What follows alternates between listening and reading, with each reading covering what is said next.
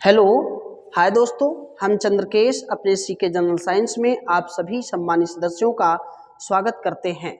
मित्रों, आप लोग हमारा सपोर्ट कर रहे हैं, इसके लिए हम आपको दिल से धन्यवाद देना चाहते हैं। तो आप लोग जिस तरह से हमारी वीडियो देख करके अपनी पढ़ाई लिखाई कर रहे हैं और आप एक उम्मीद, एक सपने सजाए हुए हैं कि हम अच्छे मार्क्स प्राप्त करेंगे, तो हम लोग जरूर अपने सपने में और अपने मुकाम को हासिल करने में जरूर सफल होंगे। चलें, आज आप लोगों से बात कर लेते हैं। पोषण तो मैंने पढ़ाई दिया है, पोषण की परिभाषा भी बता दिया है। आज हम लोग पोषण के आधार पर जीवों के वर्गीकरण के बारे में बात करेंगे। तो याद रखें कि पोषण के आधार पर जीवों का वर्गीकरण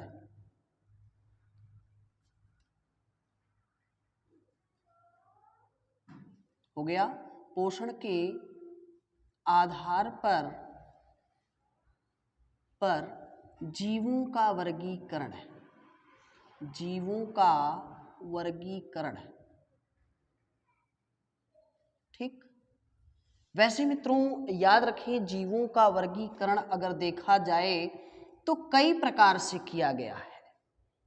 जैसे कोशिका के आधार पर, तो याद रखिए कोशिका के आधार पर जीवों का वर्गीकरण एक कोशिकी, बहुकोशिकी के अंतर्गत किया गया है। जैसे कि एक कोशिकीय जीव और बहुकोशिकीय जीव।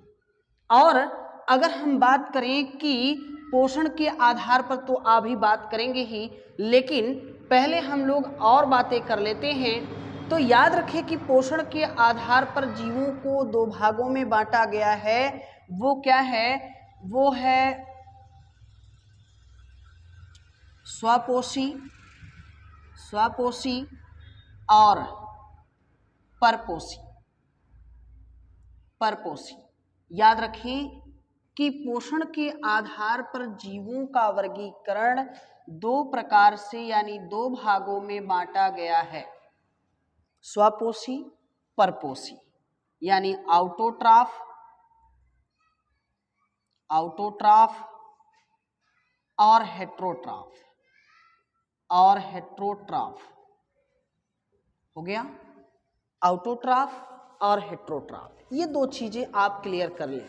इनके बारे में आप लोग पढ़े होंगे तो आप लोग जानते होंगे, लेकिन अभी जो कुछ समय पहले हम आपसे बताना चाहते थे वो याद रखेंगे कि जीवों का वर्गीकरण, इस संसार में लगभग 6 से 7 करोड़ से अधिक प्रजातियां हैं, जीव जातियां हैं, और इनका अध्ययन करना आसान काम नहीं है।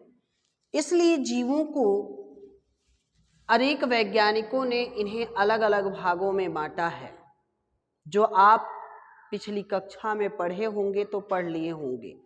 तो याद रखें, अगर नहीं पढ़े हैं तो याद रखेंगे, आप कमेंट करके हमें बताएंगे तो हम आपको जरूर पढ़ा देंगे कि आखिर जीवों का वर्गीकरण कितने भागों में और किन किन वैज्ञानिकों ने किया है। तो ये तो रही, आप कमेंट करेंगे तब हम आपको बताएंगे। जरूरत आपकी होगी, आप कमेंट करेंगे तो जरूर बताएंगे। लेकिन इससे पहले आप लोग याद रखें कि जीवों के वर्गीकरण का पिता कार्ल वॉन लीनियस को कहा जाता है। इन्हीं को कैरोलस लीनियस कहा जाता है, ये आप याद रखेंगे। और अगर आपको इंपॉर्टेंट बातें बताएं तो आप याद रखें कि जीवों के वर्गीकरण का अध्ययन हम वर्गीय विज्ञान में करते हैं, यानी टेक्सोनॉमी में करते हैं। क्लियर?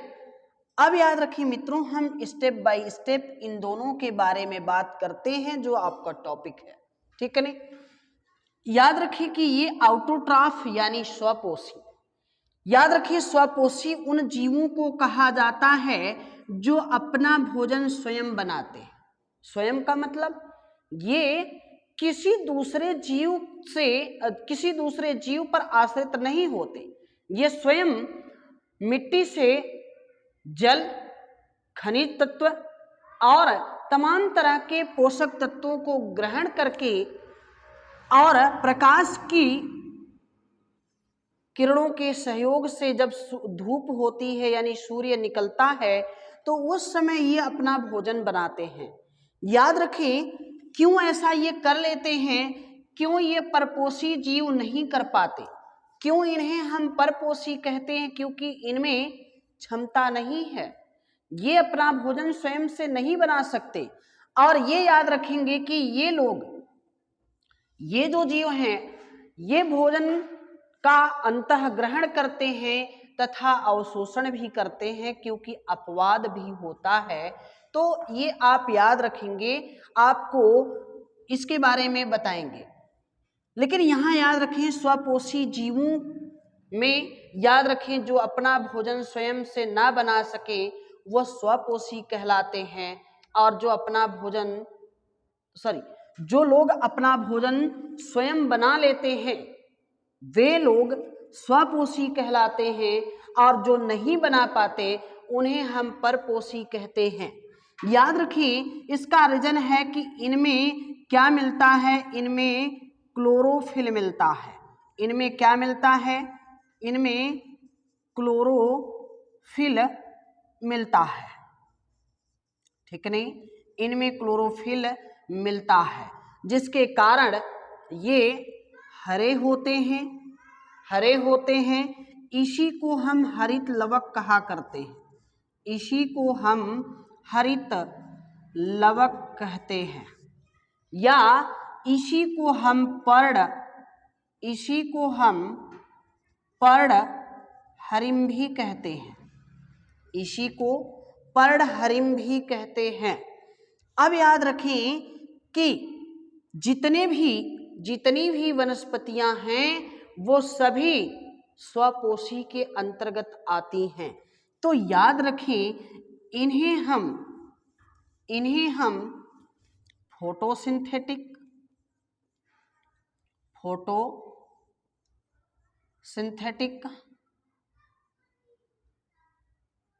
हो गया, इन्हें हम फोटोसिंथेटिक तथा केमोसिंथेटिक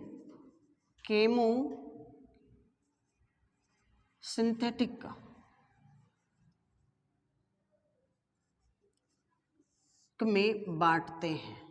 यानी ये जो स्वपोषी जीव है, इन स्वपोषी जीवों को भी दो भागों में बांटा गया है, जिन्हें आप फोटोसिंथेटिक यानी प्रकाश संश्लेषी और कीमोसिंथेटिक यानी रसायन संश्लेषी कहते हैं। याद रखें प्रकाश संश्लेषी वे जीव जो सूर्य की उपस्थिति में अपना भोजन बना लेते हैं वे सभी प्रकाश संश्लेषी पादप कहलाते हैं। ठीक, जैसे नीम हुआ, आम हुआ, ये सब जो जीव हैं, जो पादप हैं, वो सभी फोटोसिंथेटिक में आते हैं। कीमोसिंथेटिक वो हैं जो किसी जीव से अपना भोजन बनाते हैं, जैसे आपने सुना होगा बटरवर्ट ड्रोसेरा। क्या सुना होगा? Butterwort Drosera. और अब आप याद रखेंगे ये हैं हेट्रोट्रॉफ यानी परपोषी। चलें यहां लिख देते हैं, यहां देखें, यहां देखेंगे कि हेट्रोट्रॉफ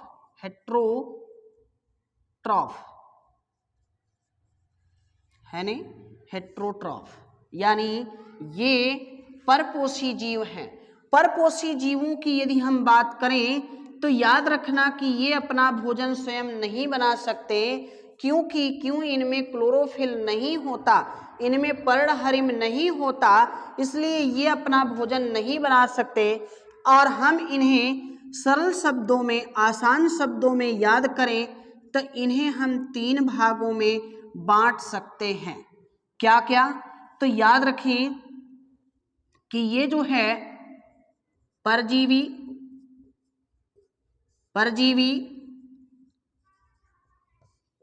सहजीवी और मृतोपजीवी।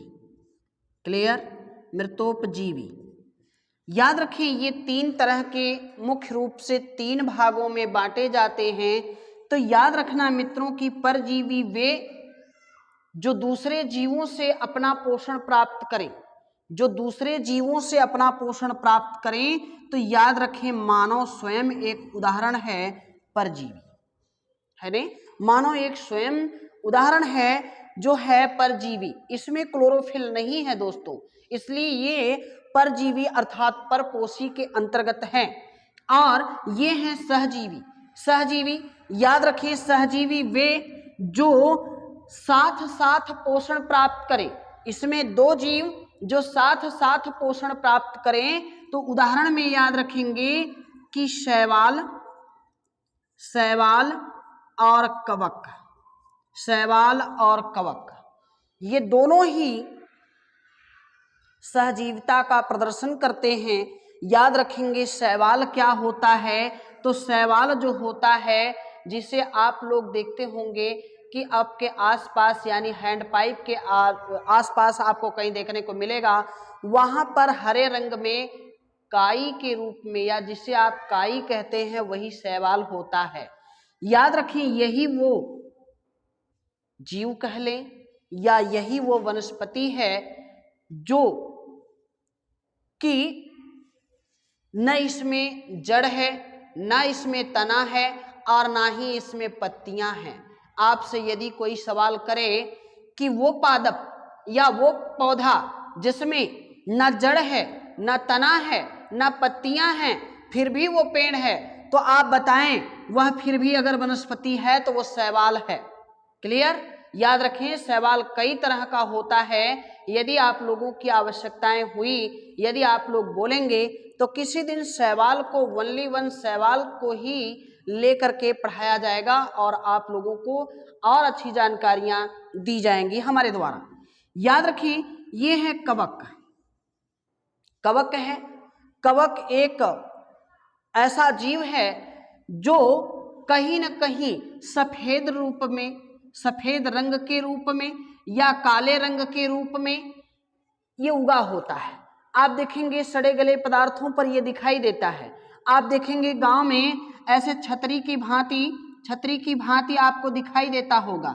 जैसे आप ग्रामीण क्षेत्रों में जो है कुकुरमुत्ता कहा करते हैं, है नहीं, कुकुरमुत्ता कहा करते हैं, या आप लोग देखे होंगे मशरूम। मशरूम क्या है? इसी कवक का उदाहरण है। क्लियर? तो ये जो दोनों लोग हैं यानी कवक, कवक कई प्रकार का होता है, शैवाल भी कई तरह का होता है। याद रखें दोनों ही मिलकर के सहजीविता का प्रदर्शन करते हैं। और ये है मृतोपजीवी। अगली टॉपिक है मृतोपजीवी। याद रखिए ये मृतोपजीवी जीव सड़े गले पदार्थों पर उगते हैं, अर्थात ये कवक आता है। कौन आता है? कवक आता है। मित्रों याद रखें इसी कवक से लोगों में रिंगवार्म यानी दाद हो जाता है। इसी कवक को लोग जो है कि सब्जी के रूप में खाया करते हैं। और वो आप जानते होंगे मशरूम अभी मैंने बताया वो, और ये जो है कुकुरमुत्ता ये तो खैर खाया नहीं जाता है, लेकिन लोग जो है कि देखते होंगे और आप लोग भी देखते होंगे। तो ये जो है ये सड़े गले पदार्थों पर उगते हैं, इसलिए इन्हें मृतोपजीवी जीव कहा जाता है। याद रखेंगे यही जो है हमारे भोजन को खराब कर देते हैं। जैसे आप रोटी वगैरह है कई दिनों तक वैसे रख देते हैं तो उसमें एक सफेद फफूंदी आवरण सा बन जाता है। आप लोग कहते हैं इसमें दहिया लग गया, है नहीं, दहिया लग गया, तो वो कवक है। वो क्या है? वो कवक है। याद रखेंगे कि और जो हमारी खाद्य सामग्रियां खराब हो जाती हैं या खट्टी हो जाती हैं वो इन्हीं के कारण होती है। क्लियर? तो उम्मीद करते हैं कि आप लोगों को समझ में आया होगा। तो मित्रों अगर समझ में आया होगा तो आप लोग जरूर शेयर करेंगे, लाइक करेंगे और जैसा भी होगा अपना सुझाव हमें जरूर देंगे। ठीक, धन्यवाद।